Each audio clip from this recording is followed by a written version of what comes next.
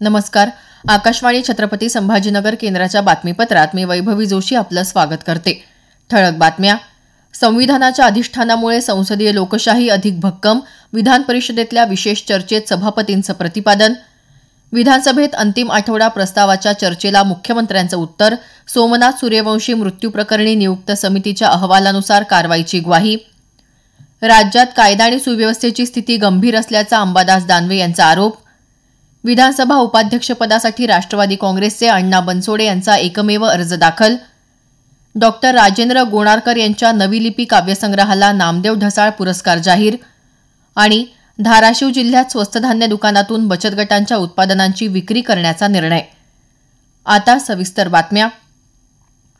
संविधानाचं अधिष्ठान लाभल्यामुळे संसदीय लोकशाही अधिक भक्कम झाली असल्याचं प्रतिपादन विधान परिषदेचे सभापती प्राध्यापक राम शिंदे यांनी केलं आहे. काल विधान परिषदेत भारताच्या संविधानाची गौरवशाली अमृत महोत्सवी वाटचाल या विषयावरच्या चर्चेला प्रारंभ करताना ते बोलत होते. आपली राज्यघटना पुढील काळात भावी पिढीसाठी दीपस्तंभासारखी मार्गदर्शक ठरेल असा विश्वास शिंदे यांनी व्यक्त केला. ते म्हणाले, आपल्या देशाच्या संसदीय लोकशाहीला राज्यघटनेचे भक्कम अधिष्ठान लाभल्यामुळे संसदीय लोकशाही अधिकाधिक मजबूत झाली आहे. भारतीय राज्यघटनेचे शिल्पकार महामानव भारतरत्न डॉक्टर बाबासाहेब आंबेडकर यांनी भारतीय राज्यघटनेचे हे परम पवित्र संचित स्वतंत्र भारताच्या हाती सोपवले, ज्या आधारे आपण एक राष्ट्र म्हणून गत 75 वर्षात सर्व क्षेत्रीय प्रगतीचा फार मोठा पल्ला गाठलेला आहे. या पुढील काळात देखील आपली राज्यघटना भावी पिढ्यांसाठी एक दीपस्तंभासारखी मार्गदर्शक ठरेल. विधानसभेत मुख्यमंत्री देवेंद्र फडणवीस यांनी काल अंतिम आठवडा प्रस्तावावरच्या चर्चेला उत्तर दिलं. परभणीचे सोमनाथ सूर्यवंशी यांच्या मृत्यूनंतर झालेल्या शवविच्छेदन अहवालात विसंगती आहे. व्हिसेरा आणि बाह्य अहवाल वेगळा आहे. त्यामुळे या प्रकरणासाठी नेमलेल्या समितीनं अहवाल दिल्यावर त्यानुसार कारवाई करू. तसंच संतोष देशमुख यांच्या मारेकऱ्यांनाही सोडलं जाणार नाही अशी ग्वाही त्यांनी दिली. सहकारी उपनिबंधक कार्यालयातला भ्रष्टाचार रोखण्यासाठी सर्व कामकाज डिजिटल केलं जाणार आहे. त्यासंबंधी आधी 3 आणि नंतर 6 महिन्यात संबंधित कार्यवाही पूर्ण केली जाणार असल्याची माहितीही मुख्यमंत्र्यांनी दिली. ते म्हणाले, आपल्याला जर करप्शन, इनएफिशियन्सी ही सगळी संपवायची असेल तर याचं उत्तर डिजिटायझेशन मध्ये आहे. आणि म्हणून उपनिबंधक कार्यालय जेवढे आहेत त्या सगळ्यांना आणि सहकार सचिव आणि सहकार आयुक्त यांना सांगितलेलं आहे की पुढच्या 3 ते 4 महिन्यामध्ये या सगळ्या सेवा एंड टू एंड डिजिटली त्यांनी दिल्या पाहिजे. कन्व्हेन्स करता कोणीही ऑफिसला जाणार नाही. या जेवढ्या प्रक्रिया या ठिकाणी कराव्या लागतात या सगळ्या प्रक्रिया आता ऑनलाईन करण्याच्या संदर्भातली आपण निर्देश दिलेले आहेत. राज्यात कायदा आणि सुव्यवस्थेची स्थिती अतिशय गंभीर असल्याचा आरोप विधान परिषदेतले विरोधी पक्षनेते अंबादास दानवे यांनी केला. विधान परिषदेत अंतिम आठवडा प्रस्तावावरच्या चर्चेत ते बोलत होते. दरम्यान मुंबई पोलीस विभागातल्या मोठ्या अधिकाऱ्यांच्या मदतीनं मोठ्या प्रमाणात क्रिकेटवर सट्टा सुरू असल्याचा आरोप दानवे यांनी केला.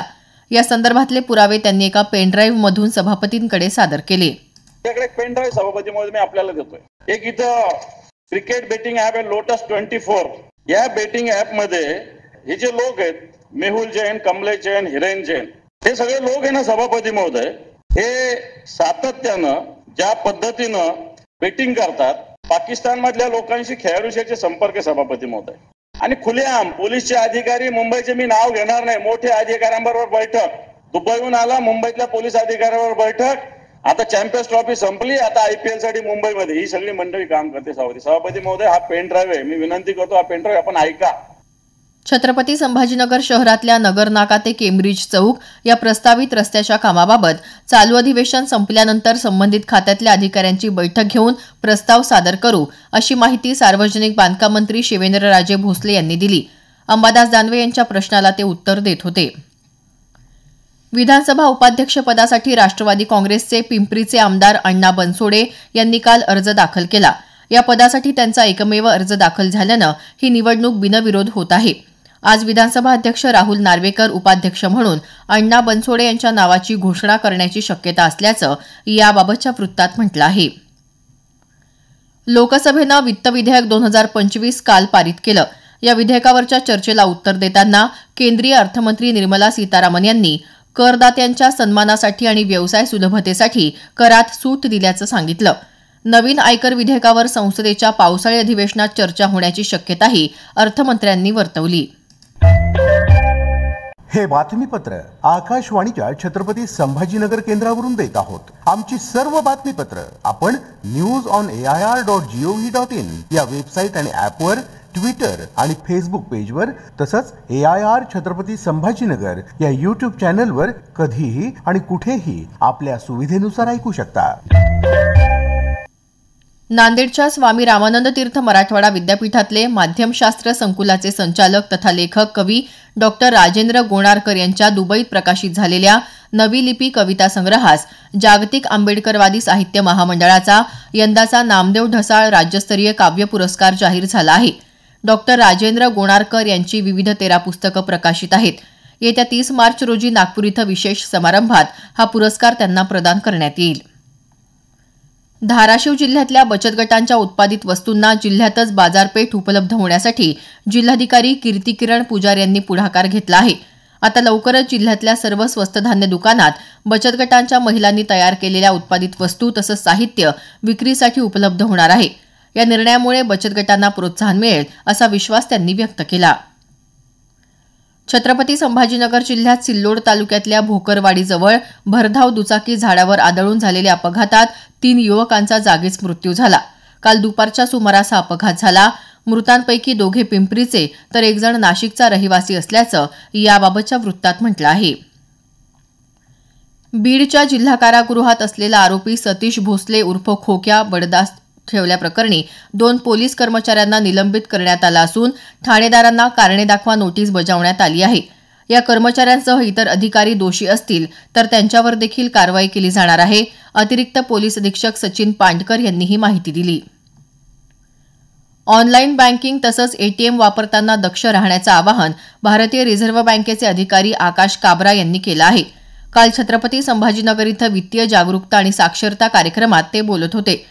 कोणताही अनधिकृत व्यवहार झाल्यास बँकेला ताबडतोब कळवावं असं सांगतानाच या संदर्भात रिझर्व्ह बँकेच्या संकेतस्थळावर उपलब्ध चित्रफिती पाहून माहिती घेण्याचं आवाहन काबरा यांनी केलं.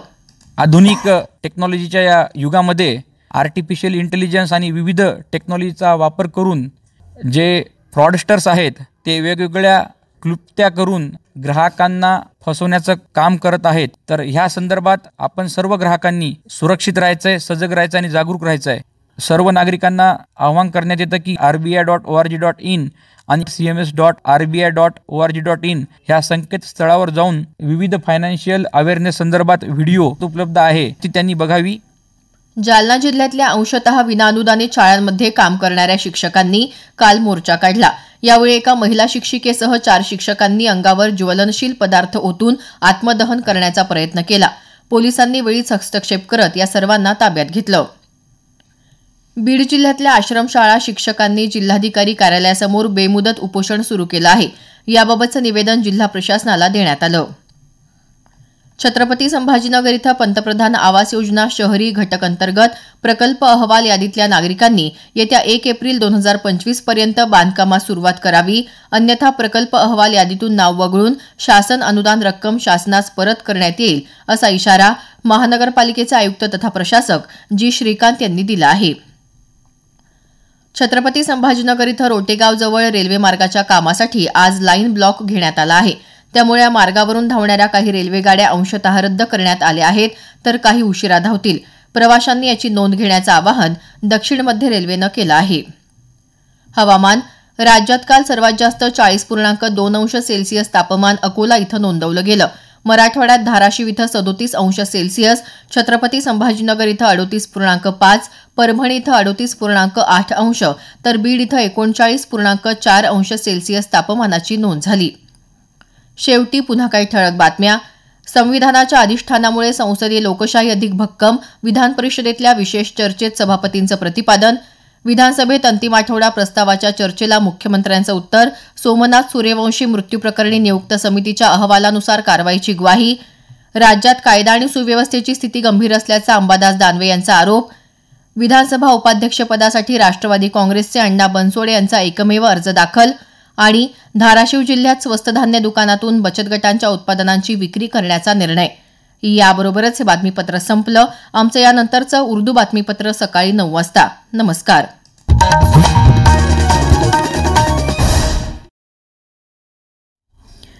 श्रोते हो, आपण ट्यून केलंय 101